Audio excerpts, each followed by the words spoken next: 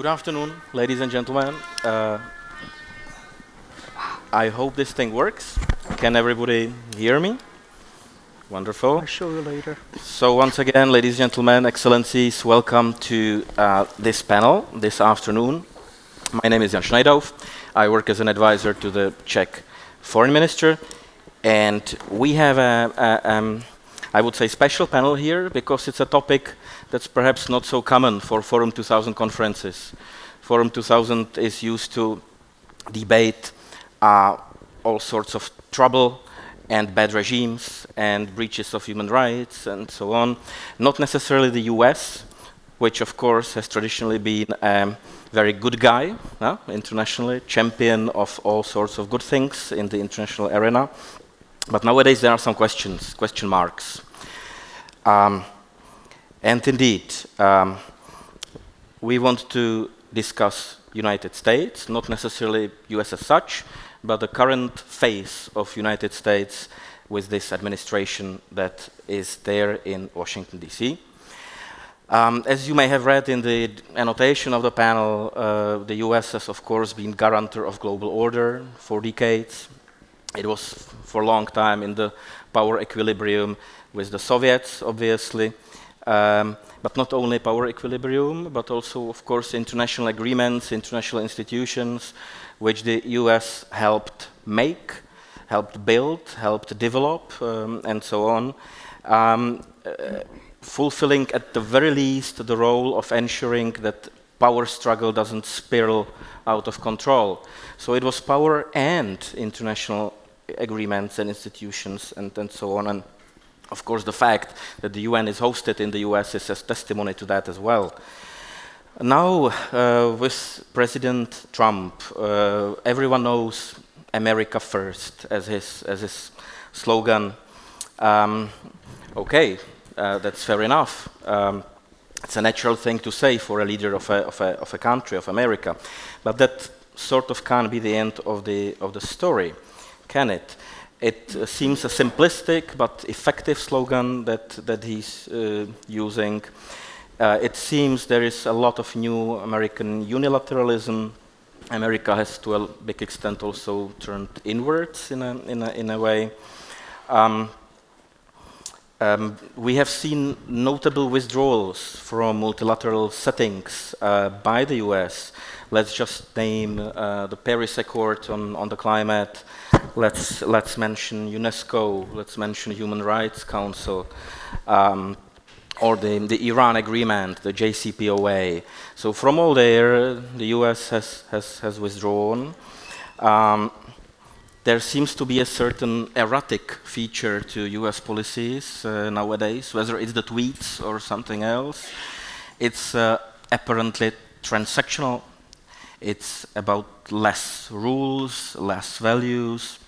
It seems to be about flexing power muscles. It seems to be unpredictable very often, right?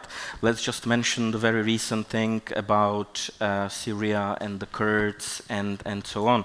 So all these are aspects of the one thing that we want to look into. And I want to finish and pass the floor to the panelists. I want to finish with a quote of President Trump from his UN speech where he said, "The future doesn't belong to globalists, the future belongs to patriots.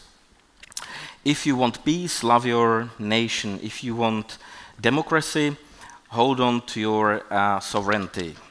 I'll turn to the first panelist, and I think I'll introduce all of them when they get the floor. So let me just, for now, introduce Michael Gonzales from the Heritage Foundation in Washington, D.C. I think we have a wonderful composition of the panel, and this is a very important element in that Heritage is known as the bastion of conservative movement, right? Conservative thinking. So I would be delighted to hear from you after all that I said. What's your take on this? Let me frame it. Can people still hope for a principled America which works with partners and so on? Please, the floor is yours. Well, thank you very much, and thank you for inviting me here, and thank you all of you for being here. You know, I just want to say that the Czech Republic has really found a niche in the defense of human rights And I want to thank you for this. Not enough countries make their foreign policy to defend human rights. So I care about it. I'm not here to defend Trump. I'm here to explain. I'll tell you, first of all, because of the things you said, you talked about the pull-out of UNESCO and the Paris Accord and the Human Rights Council, the so-called Human Rights Council. I'm an internationalist. You know, I've lived in many, many different countries. I speak different languages. I'm married to a woman who was born in Scotland. I would have, that was like Christmas in July when he pulled out of the UN Human Rights Council. The UN Human Rights Council has rogue regimes like Cuba and Syria and China, people who, you know, countries that do not, governments that do not respect human rights. So I think that to say that this in any way equates, is a sign that America is stepping down as an international country. So I want to question that premise to begin with. But from the beginning, I have been completely puzzled by the fact that an American leader says he's going to pursue American interests first. I mean, what do you expect the leader of a country to do? I think if you don't put the interests of your country first, the people who elected you, who entrusted you to look after themselves, why are you the leader of that country? I mean, permanent altruism. As a Catholic, I believe in altruism, but this is not a foreign policy doctrine. So people vote for you, they're worried about the future, they want you to take care of them, and you should look after their interests first. Reagan's second Secretary of State, George Shultz, had this test. Some of you may have heard it. He used to meet with the ambassadors he appointed, and he used to have a little meeting with them, and then he'd take them over to their globe and say to his globe in his office, he's like, can you point me to your country? And they would point to El Salvador or Paris, thinking that that's what he meant, and he would take their hand and put it on the map of the United States and say, no, this is your country. And I don't want you to forget this. Well, you're the ambassador of the United States in San Salvador or Paris or Montevideo, because clientitis is something that is real and that develops. This does not preclude in any way having alliances, and I would say friends. I'd say that the West functions so well. The reason NATO is an ahistorical alliance is that the most enduring alliance in history is because it's not transactional. We actually do share values, and we're cognizant of the fact that we share values. We revel in the fact that we have these values in common. So we're among friends, Europe and the United States, and I never want that to go away. Now, this alliance was forged in World War II by a truly remarkable generation of Americans who came from both parties. Mike Mansfield, Daniel Patrick Moynihan, George C. Marshall. They spoke languages, they read history, they understood the world. They were not, they really understood the world and created the lasting alliances, NATO, of course, the Marshall Plan, the alliance with Japan and Korea, and all these things. What has gone wrong, and a big theme of this conference is the 30 years of '89, and I can't believe I'm that old, but it is something really to celebrate. '89 was such a beautiful year, but things changed after that. You know, the absence of a common enemy meant that we had the subsequent generations that took care of international policy, who were in international business, were no longer as anchored in American values and American principles. And there was a bit of international exuberance in the administration of George W. Bush. Now I want to read something, by the way, the administration of George W. Bush, which I proudly served, and I can still say I love the man. But let me quote from his second inaugural, because this is almost poetic. He whacked this poetic here. He says, "We are led by events and common sense to one conclusion. The survival of liberty in our land increasingly depends on the success of liberty in other lands. The best hope for peace in our world is the expansion of freedom in the world. America's vital interests and our deepest beliefs are now one." I fell in love with that. I was inspired by that. I told my wife, I'm going to stop being a journalist. I'm going to try to join this administration. I joined the administration as soon as I was, they made me a job offer. I still believe that to this day. I still believe those words to this day. But we can't ignore what has happened in the last 14 years. The war in Iraq did not go well until the surge. The surge did work. The surge worked wonderfully. But the press never reported that the search went well, because that would have thrown the election to McCain, and the American journalists really wanted Barack Obama to win. So the country never found out that the search worked. And, so McCain didn't win, and we can't ignore the fact that for the last 10 years, we've had administrations of both parties that are allergic to foreign intervention. That is just a fact. It is a result of maybe some of this international exuberance included in the actions and the words I just read. There are many other things. I don't want to take up too much time. I want to give the other panelists a chance to have a go at me. No, I'm to have their say, and then maybe I want to come back to other themes. But I'm going to leave it there. I don't want to go over for 3 or 4 minutes. Thank you very much, Michael. It's been pretty clear. Thank you for that. Let's continue the discussion, and I would like to turn to my immediate right, to Mrs. Neelam Dio, who is from India, a think tanker nowadays. You lead your think tank, don't you? A former diplomat and ambassador. And we have India as a major power in its own right. But as I understand, and I recently read a speech by our foreign secretary, a power which puts a lot of value into multilateralism as seen from your part of the world. Please, the floor is yours. Yeah. What's your take? So, thank you. I've been a diplomat for a long time, but once I retired, I really took advantage of that, and I speak very frankly. So some of the things I say may not be quite what my government might want to hear. Couple of things. Trump is, of course, the first Twitter president, and therefore he has an opinion on everything and has an opinion on many things every day, and there can be 10 different things, and they can contradict things he has said the previous day. But to take up some of the points I want to come back to what kind of president he is. First of all, of course, yes, the United States certainly played a leading role in creating a multilateral order, but it often did not actually sign on to or ratify the agreements that it created. And the most recent example is actually the Paris Climate Accord that Trump walked out of. First of all, of course, that accord had to be watered down suitably so that Obama's requirement that the US Congress would ratify it could be met.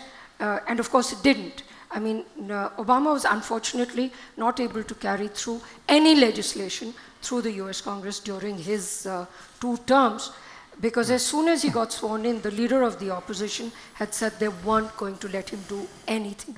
That's Mitch McConnell's statement. So that's one thing. And it did not even ratify a convention on the rights of the child. You'd think that the United States could have done that. The second thing is that, he is hardly unique in talking about America first. First of all, of course, it's a slogan that he took from earlier American candidates to the presidency. He didn't even invent that. The second thing is that he's hardly the first president to use the kind of language he uses. Now, one of the advantages of being as old as I am is that I can take you into a little bit of history. And that relates to the duo of Nixon and Kissinger. And Trump is not the first American president to sacrifice everybody else to whatever he thinks are American interests. I'm referring specifically to events that are 40 years old, but it was the emergence of Bangladesh as an independent nation. Now, it may be recalled that at that time, the US administration, Nixon and Kissinger, were engaged in a rapprochement with China because they wanted to be able to leave the Vietnam War with honor, or whatever the phraseology is. But at that time, they were willing to overlook the genocide by Pakistan in Bangladesh. More than 1 million people, at the least, the lowest estimates, were killed. But that was fine. And in fact, India and the United States are both democracies, and I myself, in my political career, have written many speeches about our shared values of democracy. But the United States sailed into with a war carrier, the Fifth Fleet sailed in to threaten India in the Bay of Bengal. So, and the language that then President Nixon and Kissinger both used about Indira Gandhi, who was then our Prime Minister, is not so different from the language that President Trump uses. I also want to remind you that, and Mike referred to it, that when Bush went into the second invasion of Iraq, it wasn't even the first. And many countries were not willing to go in, and there were huge protests in some European countries. Nevertheless, their governments went along. And they created the concept of the coalition of the willing, which is not really multilateral. And that coalition of the willing included countries like Vanuatu and some other major important countries. So I just want to say there is a long tradition in the United States of presidents pursuing their interests, regardless of whether you are dealing with democracies or not dealing with democracies. And President Trump at least has to his credit that so far he has not started a war. Every single predecessor of his has begun a war of some sort. Now that may change because we are in the days when the attacks on the YPG, the Turks, the Kurdish group in Syria is started now, and there are all these attacks going on. So I think a historical perspective is necessary, and we all must go beyond the Euro-Atlantic alliance. NATO, for example, which is highly valued here, but once NATO began out-of-area operations in the former Yugoslavia, we found NATO on our doorstep in Afghanistan. And the same, I think 1989 and President Václav Havel were truly inspirational. He is surely one of the greatest figures of the last century. But that is also the time when the Americans began the enterprise with Saudi Arabia and Pakistan of creating the Mujahideen in Afghanistan. And of course, if you read Brzezinski's interviews, etc., he actually says, what's a few agitated Muslims as compared to the dissolution of the Soviet Union? The remarks that Secretary of State Madeleine Albright made about the war in Iraq. So I think we want a global perspective and we want a historical perspective. And then we must judge the president incumbent in the United States as well. Thank you for this view, which is somewhat different from what we heard before, and I think we will have time to follow up. It was my plan to turn to the Chinese dimension, but if I may, now having heard about NATO and transatlantic and coalitions of the willing, I would perhaps take Jiří Pomianovský on my far left, who is the current director of the European Endowment for Democracy, which is something we have in Brussels, which was inspired, if I'm not mistaken, by the National Endowment for Democracy in the US. It's not a new institution, even though it's government funded and so on, and operates in the Middle East and other regions. Jiří, you were before Deputy Foreign Minister in Poland and held diplomatic functions. So, to come to the question, I very briefly quoted Trump, and I will very briefly quote President Tusk's response to President Trump in the UN, when he said, "It is false and dangerous the immanent conflict between patriotism and globalism. This is a false and dangerous statement. The patriotism of the 21st century must also have a global dimension, and the history of our nations shows how easy it is to transform the love of one's homeland into a hatred towards one's neighbors, and how easy to use the slogans of one's own sovereignty against the sovereignty of others." So that was kind of response.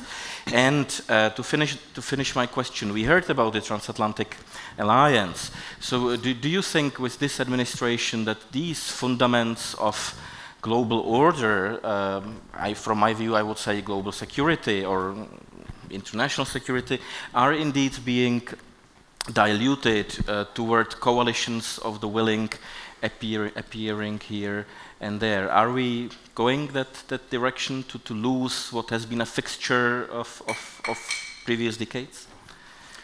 Thank you very much, Jan. Thank you for this invitation. It's a great pleasure to be here in Prague and to address such interesting issue. America first, it is not, I fully agree with Nilam, it is not for the first in the history we hear this. The superpowers have this specific dimension of their policies where they see their foreign policy through their national interest, and that is something that is much longer than the recent history of the 1 or even 2 centuries. It's much longer. But at the same time, if we look into the history, the egoisms, when they are emerging and growing and eventually driving international politics, are always leading to only one result. And this is the result that President Tusk and we in Poland are always extremely sensitive. It leads simply to war. So eventually, if we expose too much our interest, that is the end result of the game. And that was reflection that Europe took after the Second World War. What to do to avoid this? And that's exactly how European Union was born.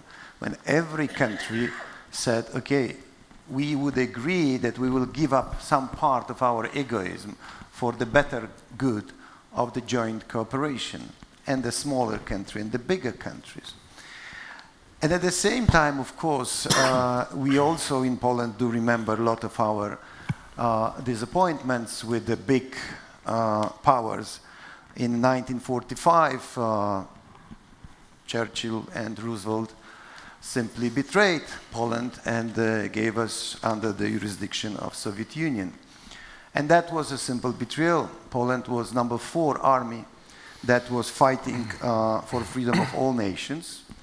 But not many people know that for the political games that they had at that time with the Soviet and with the Stalin, we were not even invited to as an army to the parade in London, Victory Parade.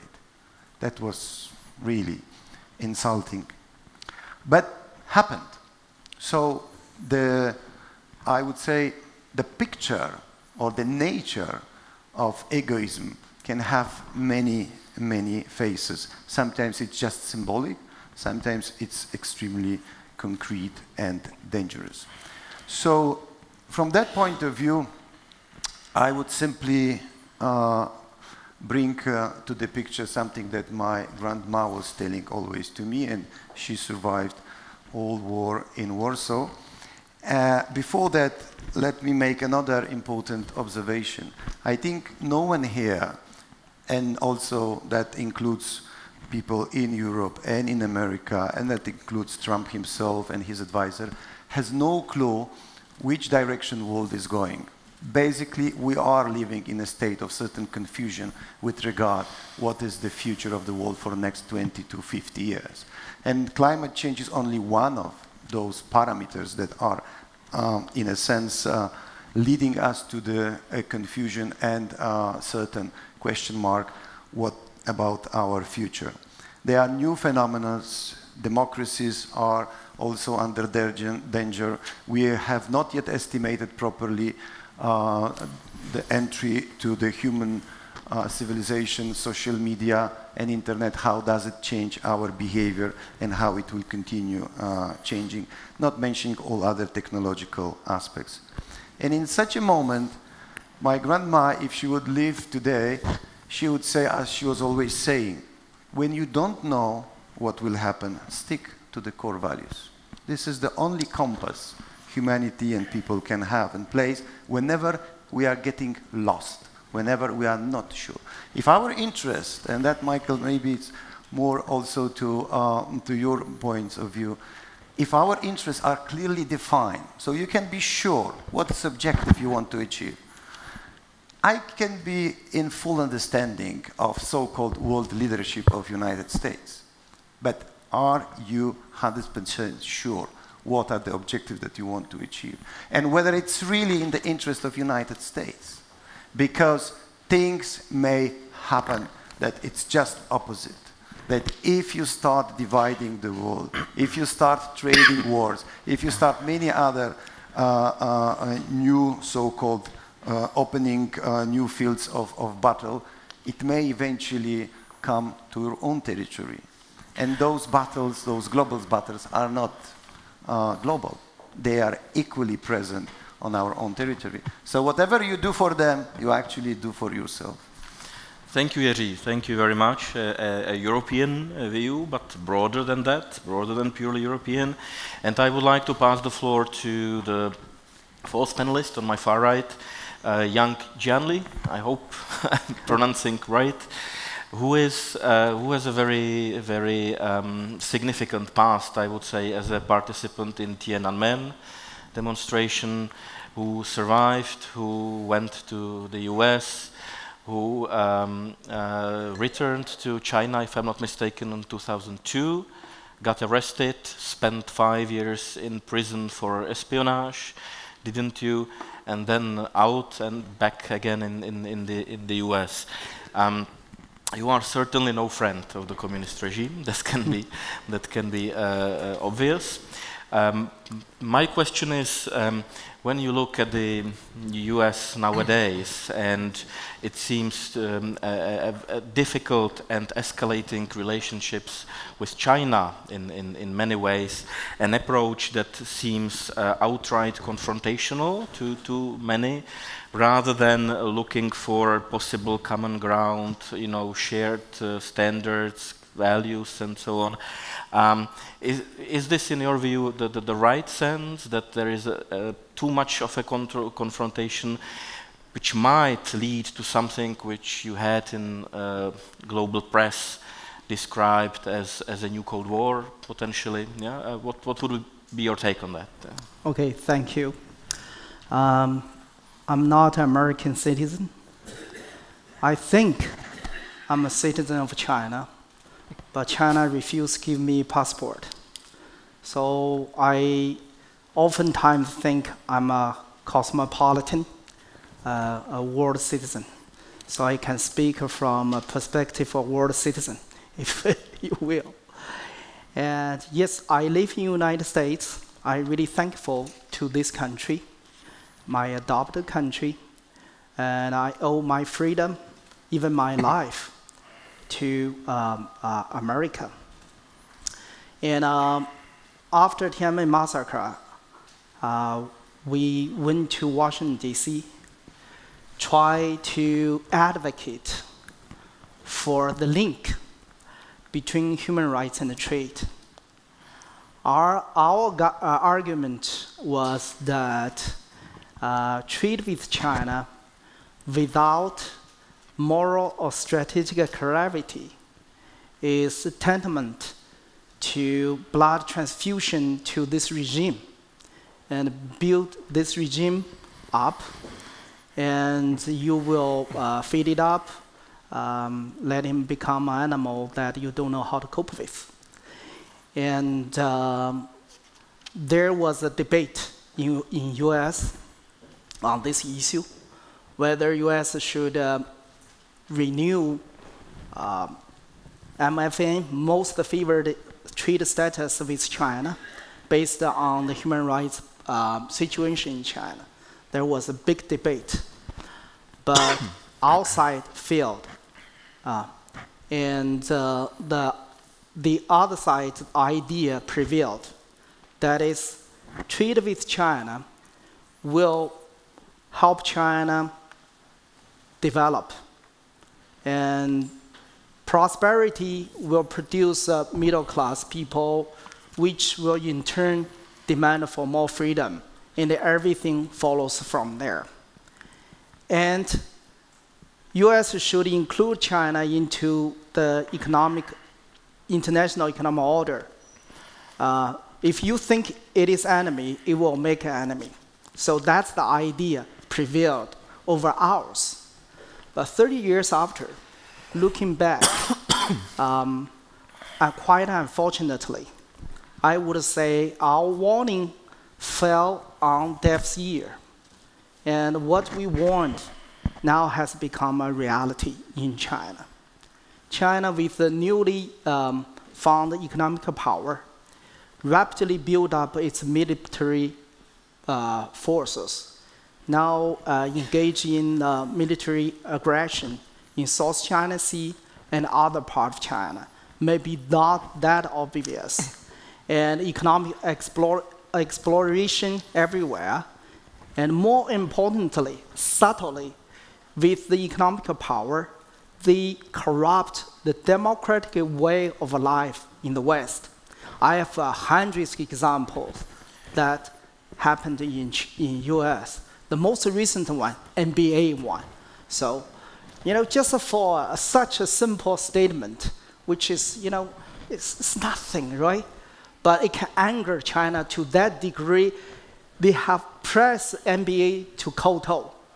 So in the past 30 years, if you simply describe the US policy toward China, you can say appeasement. Whatever China did could get away with it. Politically, economically, militarily, human rights violation. You name it. So you let China join the WTO without any conditions. Okay? Now, that's the situation. Now, so there are a lot of confrontations between two countries, a conflict. I think it's the conflict that people see is just, something on the surface. The deepest conflict is between the values. If that cannot be solved, I think US and other democracies should deal with China with moral and strategic clarity. That means you must confront China in every field. You cannot avoid it.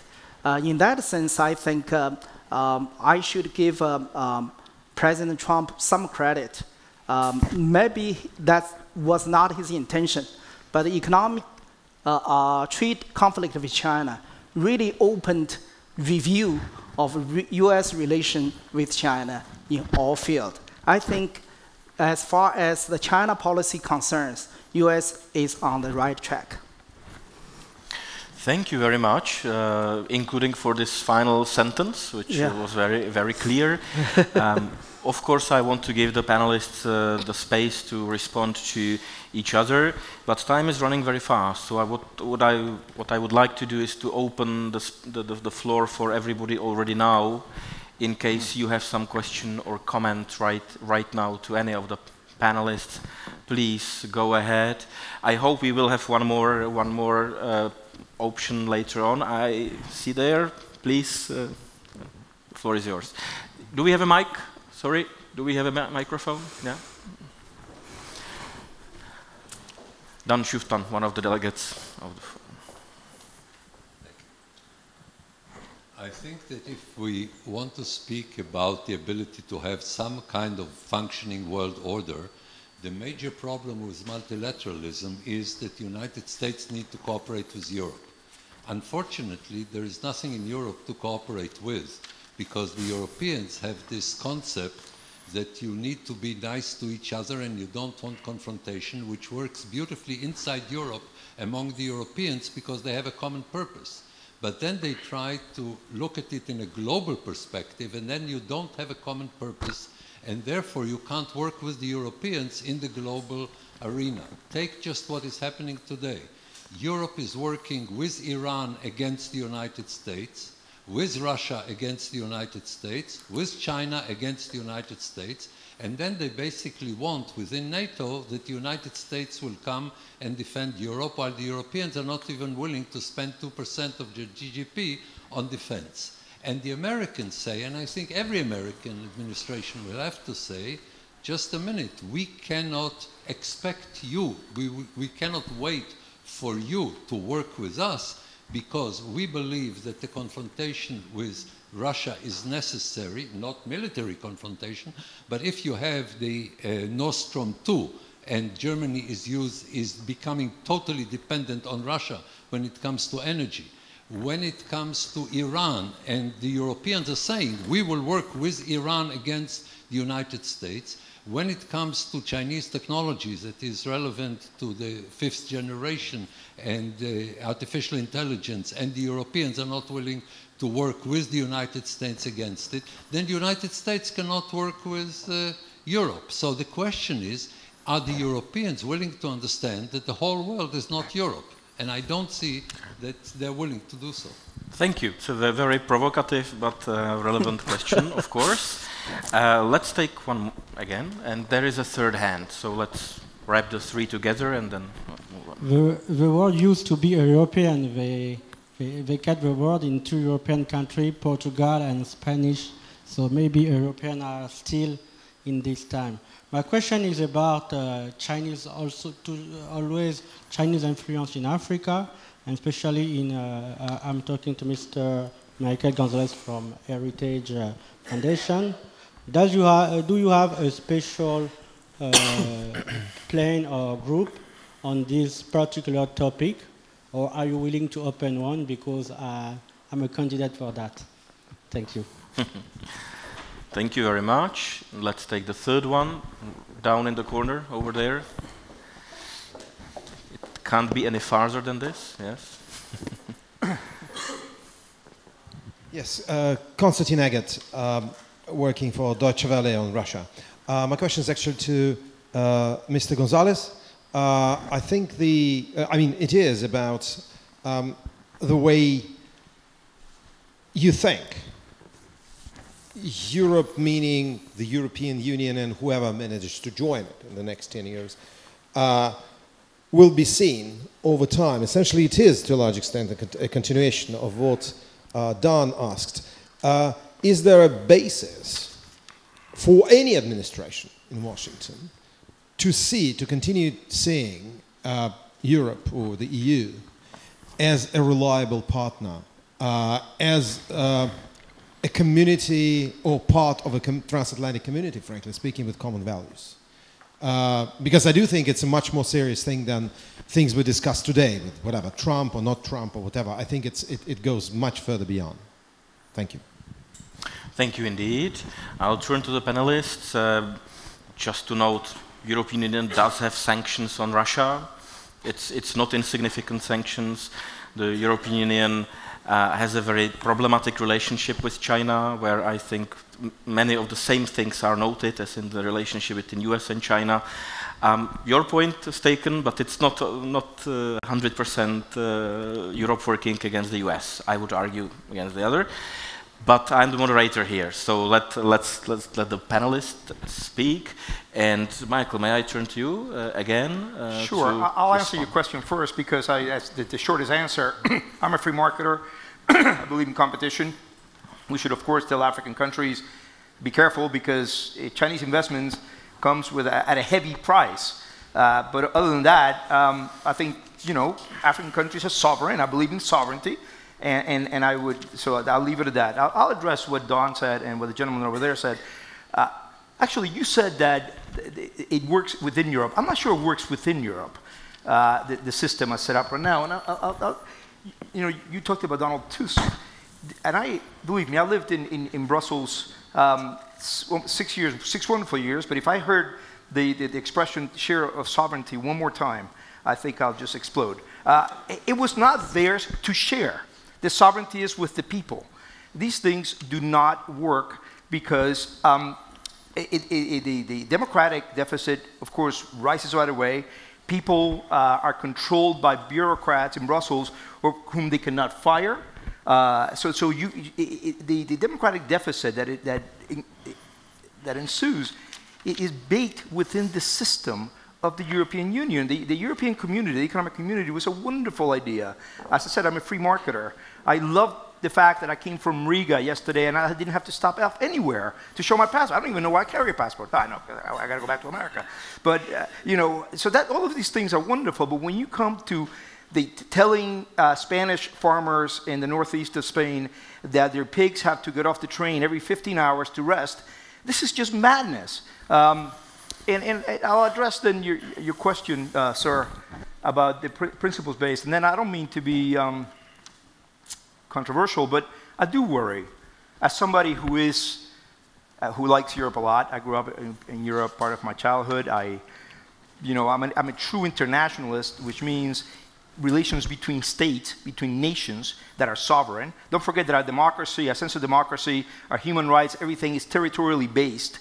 We depend on borders. We elect people within districts. We're border-based. Borders matter, but I believe in relations and friendships between these countries. But we do have to have shared principles.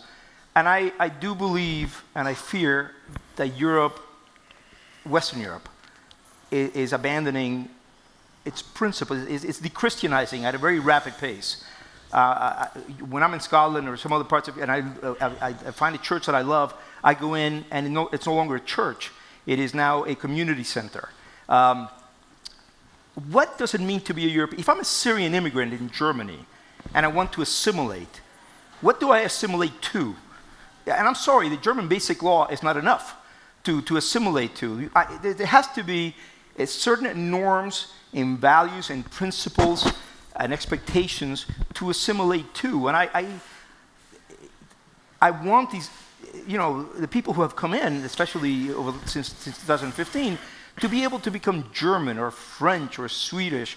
But there has to be something, a corpus of beliefs to assimilate to. And for the US-European relation to continue, we have to share these principles. And I don't want to be alone in the sandlot, the United States, to have no friends. So I do worry about this, and I hope that's not too controversial for you. Go ahead. Well, thank you.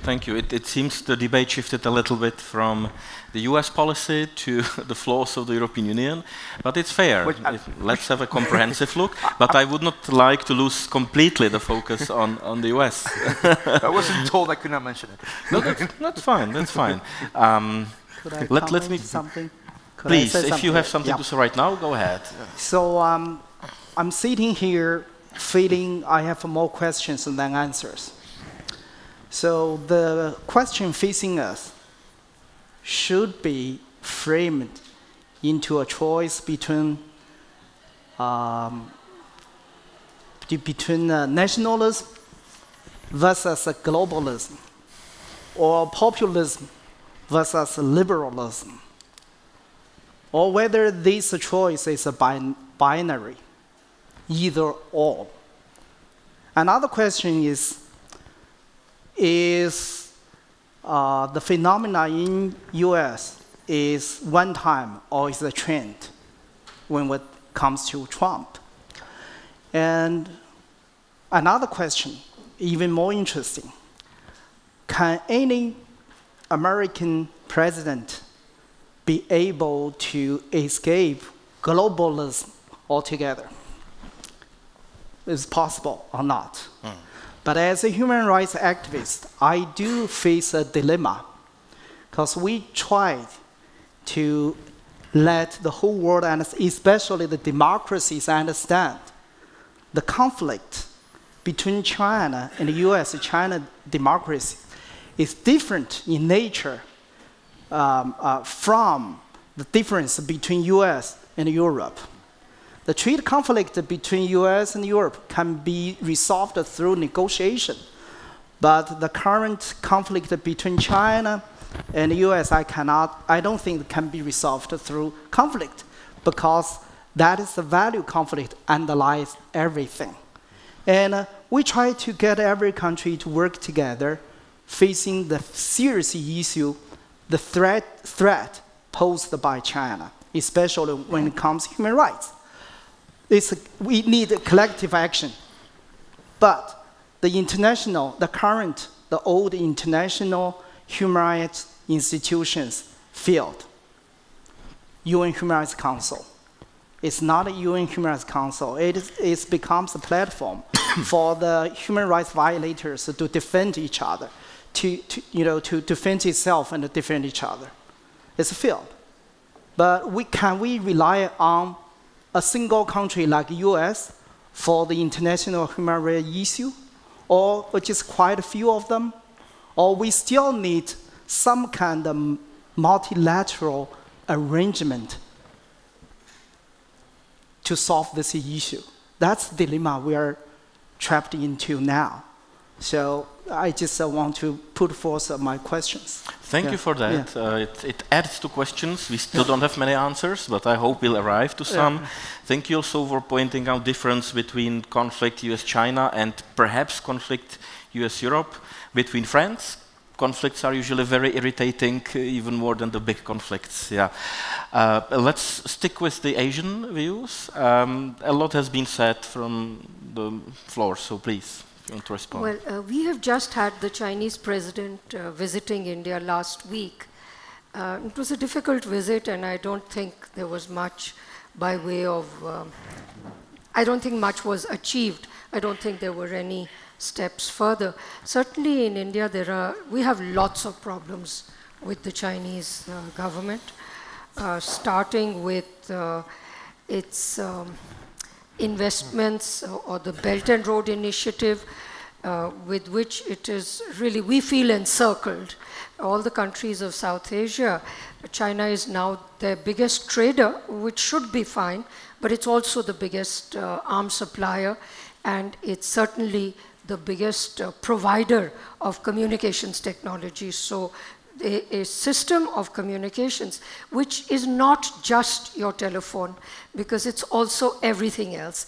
It's your defense systems, it's all the utilities that countries depend on, whether it is electricity, water, dams, everything can be turned into, can be weaponized, so to speak. So certainly in India we do have a problem, and on that, you know, as you said, we do think that in the United States may have taken on China in some unusual ways, and it may be articulated sometimes in very strange ways.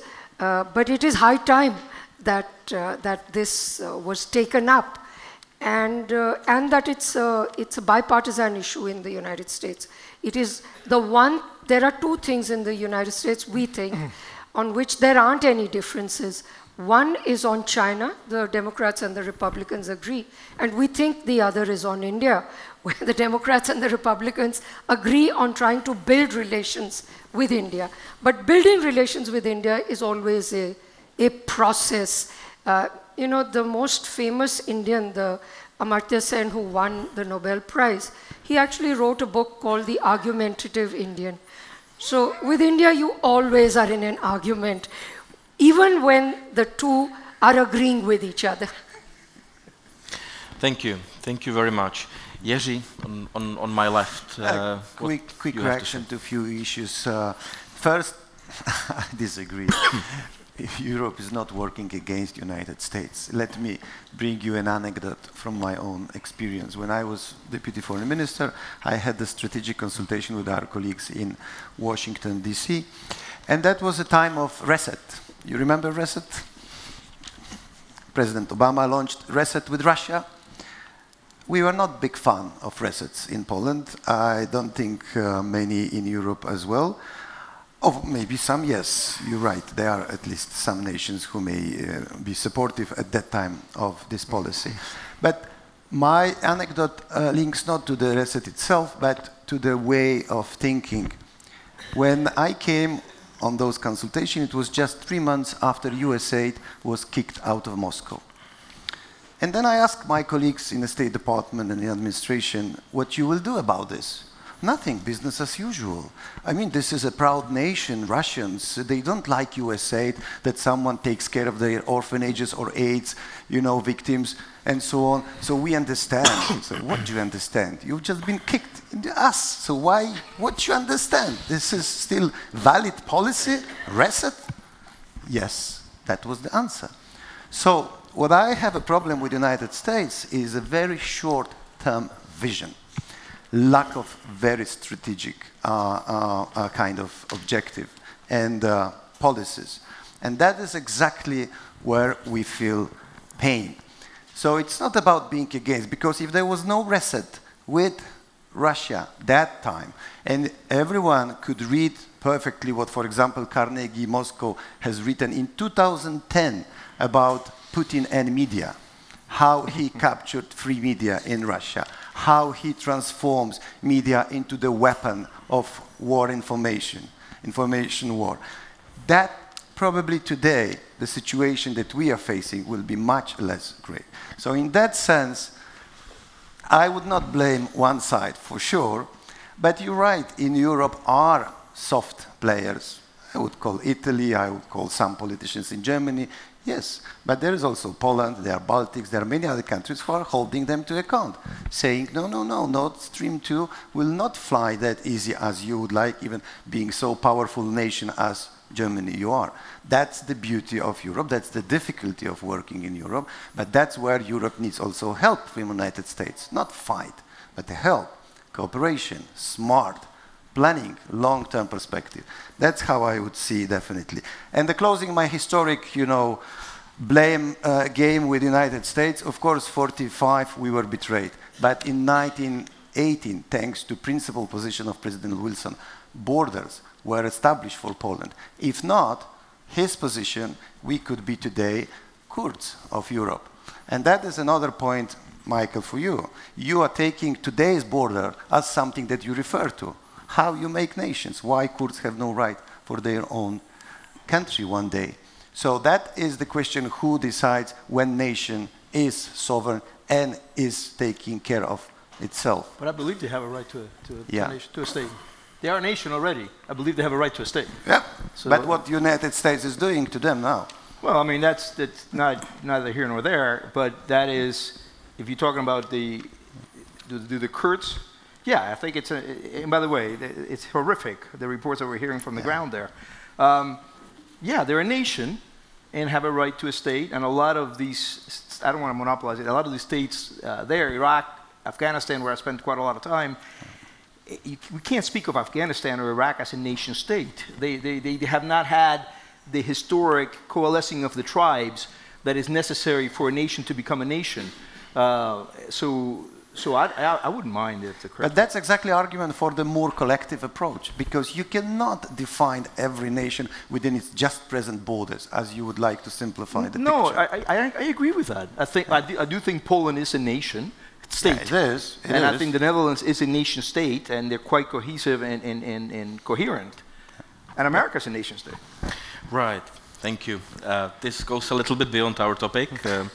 As well, we came to the Kurds in the perspective of the rather unexpected announcements from the White House and, of course, the Turkish operation and so on. We are nearly at the end of our time, so if I may suggest, I would like all of the panelists to take 1 minute, just a few sentences, and to try to express and relating to our topic of the US, of course, we know what the US is like today. Maybe it doesn't say something about the US only, but about the broader state of the world. That's pretty possible. The questions being, how from your perspectives you think you can live with this state of affairs in the US and in the world? And how, what should be the responses from the world? How should the world go about the current US? And maybe you can then say from the opposite view. Let's take it from right to left. Okay. Yeah. When US left UN Human Rights Council, I was interviewed by many journalists. I was asked the question whether it's a good idea or not. My answer was, it is a good idea if US have an alternative plan. If not, it's not. So now we have to think, what is the alternative plan? And last night I was lucky enough to sit next to a professor who is sitting here. I sought advice from him. I asked him whether NATO is a successful organization in your perspective. This gentleman, the professor, ambassador, said, yes, my idea, rough idea, why we come up with a human rights NATO. If NATO turns, prove to be a successful one. So what I'm of invasion, I still rely on democracies for international human rights, okay? Why we have a treaty Organization of Democracies on Human Rights. If one country, especially the small countries, stand up to human rights violating country like China, huge one, China would retaliate economically, but the other countries should commit to come to the defense, to make, to ease the pain that country is feeling. If we have something like that, I don't know if it's feasible or not. So I just put forth this rough idea to seek advice from every one of you. Okay. Thank you. That's great. Let's move on. I think that we have what appears to be an unusual situation, not just in the United States, but in the Euro-Atlantic alliance. Of course, I'm not from the Euro-Atlantic countries, and I think it's a much bigger world. And if we are looking for stability and security, I think the rest of the world, whether it is Chile in Latin America or India in South Asia or the Arab countries, I think there has to be a wider perspective, and everyone has to be engaged in this enterprise. So long as it is kept narrow, and the idea of perpetuating what was created after the Second World War is all that animates Europe, I think then it's a losing process, because the world has grown big, it has changed, and what people in the rest of the world want matters as much, if not more, than what Europe wants. Thank you very much. Michael, please. I don't think our European friends, and I do mean friends, have anything to worry about an America First approach that puts the national interests of Americans first. That is what every administration has done, I hope, since the international system was created. I think there is in Washington, a committed Atlanticist foreign policy establishment that understands Europe well enough. So I don't, if you look at the actions, I don't see any major departure here. These treaties that were abandoned should have been abandoned, in my view, and that does not mean there's any withdrawal. Mm-hmm. Thank you. And Jerzy is the last one. Well, just a quick comment. First, I will just reiterate to what was said, that there is nothing wrong with pursuing national interest as long as you see them in a long perspective and you're really sure what are your national interests. Because that is something that I always have doubts when I hear short-term objectives and goals, whether by superpower or by a smaller country. And the second point, it's about, I heard you critical about the shared sovereignty concept. That was actually built strongly by Steve Krasner, that was advisor to Condoleezza Rice. You must have met him during your tenure in the office. I think there is a meaning there, because he meant much more than just European Union or similar type of arrangement. He simply said that maybe half part of the world, the countries, they do not simply exercise full strength of the state simply because they are weak states. They do not control their own borders because they have small budgets, too small armies, or other problems. And in such a moment, international community should be able to manage to help those countries where they naturally, if someone helps you to control your borders, it's already shared sovereignty, because it's not you who are responsible for your own safety. And in such a moment, I think we have to be ready to pursue, and that can be only pursued when there are certain rules that everyone observes in the world, and the multilateralism grew up to such a level that we can feel safe with our national interest within those rules that world.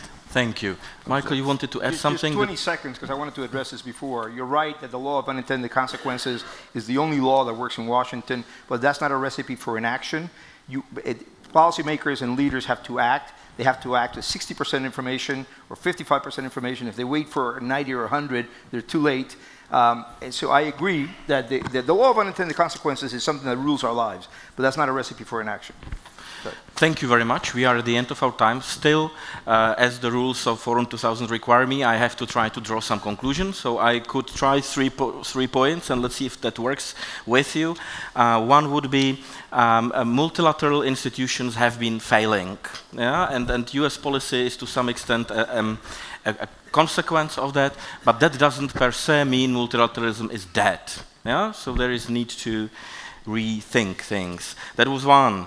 Two is there is need for partnerships, but based on values. And all of us spoke about values. I think so. Then they can work, right? If they are values based. And a third point would be, and several of you mentioned that, the need for longer-term strategic view of things and policy making, whether it relates to America or the others.